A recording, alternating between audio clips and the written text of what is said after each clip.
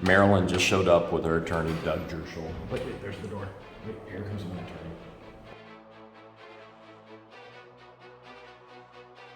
Today is the big court day, guys. You think, I mean, we've been prepping for this for, what, years now? Yeah, okay. years. I've got to ask, because I just backed up here at the dock, where the Hales did this table come from? No idea. No clue. It was just here.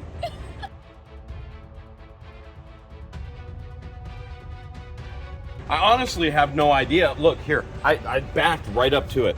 We have no idea where this stuff came from. What we do know is that Curtis, Marilyn's son, actually went through our items and trashed them. I mean, just literally trashed. And that we also have been told that the local homeless have been coming down here, going through all of my stuff. So, try not to get too upset, number one, even though I've been locked out, even though the utilities were all shut off, even though my items have been stolen, even though I've been assaulted by family members. It's hard trying not to get a little bit upset about this, but we've had some good times too, right? Yeah, we had some good times. We had some good times. Today is the very last day that we have this key. Ooh. I don't know, we might be locked out right now even. Should we go check out and see if we are? Yeah. All right, I'm giving you the key, Patience, because you seem to be the key holder. Let's Yep. jump on up there. Before we try and unlock that door on our very last day, and hours, literally just hours before we go to court, guys, one of my favorite places. What did we used to do here with this window? That was our way to get in. So Yeah. once Marilyn locked us out, this window, you guys would unscrew, right? Yeah. Unscrew, pop out, jump in, come around, put the window back in, screw it back in, and then the homeless were watching you do it, and that's how we got broken into. Mitch did it, punched it out. You guys gonna miss it? No. You don't miss this window? No, I even fixed it. Now Yeah, it's you broke. fixed it. Yeah. They broke it again. All right, well, let's try the door. I don't promise it's gonna work. Here she goes. Wait, left or right? I guess you're gonna let us know. Oh, it wasn't that way. Okay. We are in. Oh my goodness, we're in. Now, patience, remember, please push door to shut. Or you could just lock us out. Christian, you remember those giant pop vending machines we had here? Yep. Do you remember what happened before we got them in here? It crushed you. Yes, Yeah. Patience, tell the story. Yep. They were pushing it up the ramp up there. On a dolly. On a dolly, and it fell on top of Jeremy. I was trapped on the ramp under a pop vending machine screaming for them for help. And now I need help just getting them back because they're stolen. But you gotta admit, that was a good time. It was a good time. And the worst part of it is nobody recorded it. No. It's only up here. We're in the bathroom. You are. I'm so happy that we're not gonna actually have to be here anymore. Why? Because we didn't have water for so long. What were you guys doing without water? We were going down to the creek and bringing a 5 gallon bucket. Yeah, I there's a guess? 5-gallon bucket. Just of water every day. So multiple wait, times. so were you sending him to the creek so you guys could flush? Yeah. So you would go down to the creek with a bucket, Yep. come back with 5 gallons. Yeah. You made him flush your doo-doo? Oh my goodness. Oh, yeah, that would be... You're not going to miss this bathroom. No, not at all. Are you sure? I'm positive. All right, check it one more time. Let's see if it flushes. Check it one more time. See if it flushes. I know we have water now, though. Good now. No more hauling buckets ever for you, Christian. Ever. That was so sad. Sad? It was so sad. You're the one that made him do it. I know. I couldn't carry the bucket up where I would have.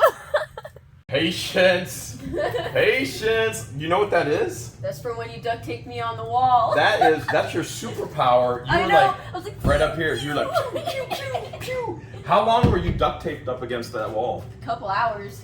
There's a full episode where Patience was actually duct taped to the wall. She was like a superpower. You were like this. right up there. I was floating. She was floating with the duct tape. This was the superpower coming out of her palms.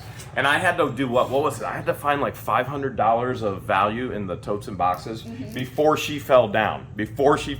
As she was inching like, guys. And you know this dock door right here. You remember the most significant thing that ever happened right The there? cartwheel of death! What was it? The cartwheel of death! It was the cartwheel of death.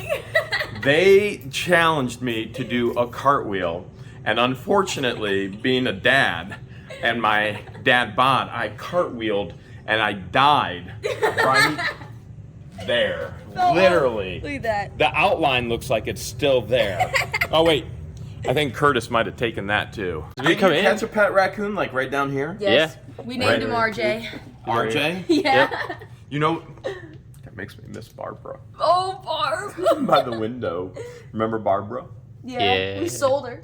For $1. For $1. For $1. They sold my security, Barbara, for $1. That was it. We had Barbara, we had RJ, and that's about it we had for security around here, except for cameras. And even then, they were getting stolen and flushed down toilets. Oh. We got guests. Man, Christian, you tired? Yeah. What? Were you like at Cedar Point all day and all night yesterday or something? Yes, absolutely. You got your phone on you? I do. Let's see.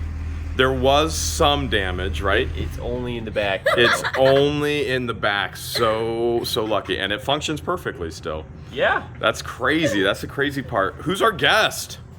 I don't know. This isn't Marilyn or one of the family members, No. is it? Check No. who it was. Who is it? It's Conky! Here for my last look at the warehouse and maybe grab some shelving. Ah, get the shelving out of here while you can. We only got hours left. Yep. One chair. One place left to sit in this entire warehouse space. This is the key. That's the third or fourth key I've gotten to this building as I've been locked out illegally so many times. Hours away from having to give it back. Right now, it's 10 a.m. At 3 p.m. today, after court, that's when this key goes back. I don't know that it's going to be that difficult to give back, although it may be difficult never coming back here again, because despite all the horrible things Marilyn and her family did, we had a ton of fun here. Oh, man. I hate to admit it, but as good as some people may think that I look in a suit and all dressed up, I do not like the uncomfortableness of it. But we got to get to court.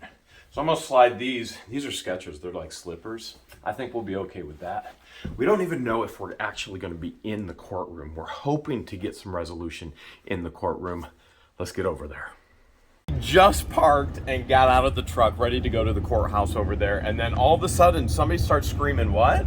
What's up, Jeremy? No, you started screaming, "Look how good you look! Look how good you look!" Yeah, that is what I said. That's nobody ever says that to me. Nobody ever says that to me. So what's your name? Michelle. This is Michelle and Kelly. Michelle and Kelly are here for the hearing. Are you guys coming in? Of course. I don't know if we're actually going to get in the courtroom or not today. So we're gonna go in and we're gonna see if we can get in the courtroom. My lawyer should be inside waiting. Look at this, my buddy Ken Kincaid is here.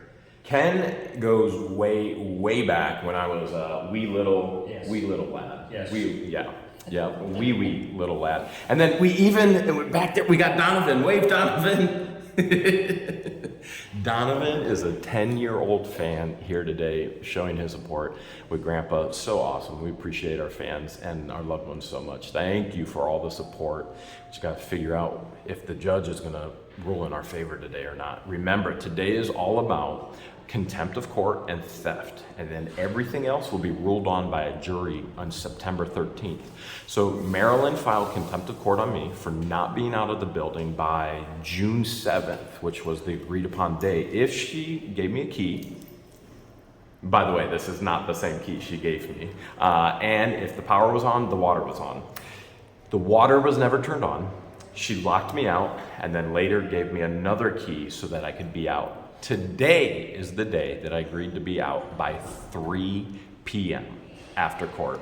Here's the key right here. Jeremy, now that you're out of the property, as you know, she's selling the property. The buyer sounds like they want just an acknowledgement that you're out so that they're not caught in the middle of it. The new buyer is actually requesting paperwork. I'm not sure it's the actual buyer, but word we've gotten is they'd like us to sign something saying that you're out. Okay. And which you are. So you and I have gone over this. So I'm going to have you sign it. So basically, what we're looking at is an acknowledgement that I'm done with the property, and anything left at the property, which would be covered under Ohio lien law anyway, or it'd be abandoned property if I have no claim to it. I'm giving up any claim to any property left at the property. Okay. And so you have no problem with me signing this? No. And I have no problem with signing this. So today is August 5th, right? Yes. So we're saying we are out of the property, and we are. And so there's that signed. Do I hold on to this, or do you want this? I'm going to take that. I'm going to give it to them because you no longer need it. It's all yours, Steve. All right. Now that we have that signed, you've got the key. What do you think? What do you think is going to actually be covered and happen today? Well, as you know, today isn't the jury trial that's scheduled for next month. Yeah. So what we're going to do today is deal with the show cause motions, the contempt motions that have been filed by us and by them in regards to the agreement we made a couple months ago. Now that you're out, I think that takes a lot of the immediate issues out of it. But there is the issue of your items that are taken. That big issue of theft, and that huge 20-foot issue of a trailer theft. Right. So what's the thought in the process? How are we going to try and find out where that trailer is and get all these things returned or reimbursed? Well, we've asked them to return that trailer. We're not sure where it is, so we're going to try and deal with that today. Okay. Think we'll get it? I don't know. It depends where it is. But do you think we'll get it? If they have it, yeah. What if they do have it and they still refuse? Then what do we do? Then we'll deal with that at trial. So that'll go to the September 13th trial with the jury. Correct. All right. My lawyer is in the judge's quarters right now. Again, the judge will bring in both lawyers. They're going to talk. They're going to discuss. Hopefully we get resolution. Now, typically, if we can't get resolution, what happens is everybody goes into the courtroom, and then the judge starts making orders, legal orders of this. The biggest issue isn't the contempt of court orders anymore. So obviously she was in contempt of court because the water wasn't turned on, and then she's saying I'm in contempt of court because I wasn't out on June 7th. But the big issue now is theft. That's the big thing. Will we be able to get reimbursed, and will we be able to actually find the things that were taken, stolen, destroyed, disposed of, and the list can go on and on. Michelle Hall is over here actually interviewing Brian. Michelle's an independent writer. She's going to try and get this whole story picked up. Marilyn just showed up with her attorney, Doug Jerschel. Wait, there's the door. Wait, here comes my attorney. Are we going in? You are, yeah. No. We're not allowed to film? No. I might. We're not allowed to film. All right, Christian, hold the fort down. Can we please go in and watch? All right, Steve, we're out. We did go in. They did not allow anybody to actually go in and witness the court case, right? Right, this was just a contempt hearing. Yeah. So it was the parties and the witnesses who came in when they testified. Okay. What happened? So this was a show cause hearing on our motion that was filed and their motion that was filed. So they're arguing that you didn't get out in time, so you've caused her damage by having to pay taxes longer, pay utilities longer. And our argument against that is obviously, hey, she was supposed to restore the water in a reasonable time, didn't do so, and then when that was finally done, you didn't have access. So how are you supposed to get out if you don't have access? You've had access now for, 3 weeks again? And you're out. So we've complied as best we can. So once all three of those areas, the key, the power, the water, I was out. Right, exactly. And now today you're out, you're done with the property, and you're moving on. And then we have our side of the contempt, which was things that have been taken from the property, this trailer that's missing, that we don't know where it went. So we put on a little testimony about that. And We do know it was towed. She did tell us that she had it towed. So that gives us one clue that it was towed. We just don't know who towed it, or if they're even going to let us know if they did tow it, if it was a tow company that we contacted. Right. So we do know she did say she had it towed. Right. So now the judge he's listened to all the testimony, and he's gonna make a decision what he thinks should happen based on that testimony. So no conclusion yet as of today. When would we actually hear a conclusion? Not sure. I mean, it depends how long it takes him to issue a decision. Sometimes those can happen quickly, sometimes they take a little time. I mean, you don't always know what you're going to do the second the case is over. So I don't know with the judge. So anywhere from today to maybe 2 weeks, or? Yeah, that's probably a reasonable time. Okay. Yeah. What happened in the courtroom is pretty standard procedure. So you had their side saying, hey, Jeremy should have been out of there. Jeremy should have been out of there a long time ago, and he caused us damages with monetary, financial damages and cost, and anything else. Basically, their side put up witnesses that said Jeremy's a bad person, he's a threatening person, he's a liar, and it goes on and on and on, right? And then our side said, hey, yep, it cost money and it extended time. The easiest thing to do would have been never include Jeremy in any of this in the first place. It was inappropriate to include Jeremy into it. And when Jeremy had all the requirements met, Jeremy was out. So you've got one individual who's saying, I had to borrow $3,000 just to turn the water back on. And then you got another individual saying, I've got to run major businesses, and you're hindering the businesses. And you got one individual saying, I have no money, and another individual saying, you're hindering my ability to make money. And it's just boom, boom, boom, boom. It's constant conflict. It's constant conflict.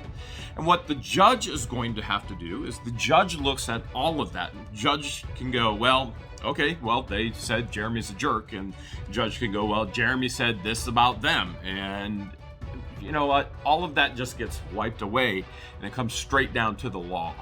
What does the law say? That's the judge's responsibility.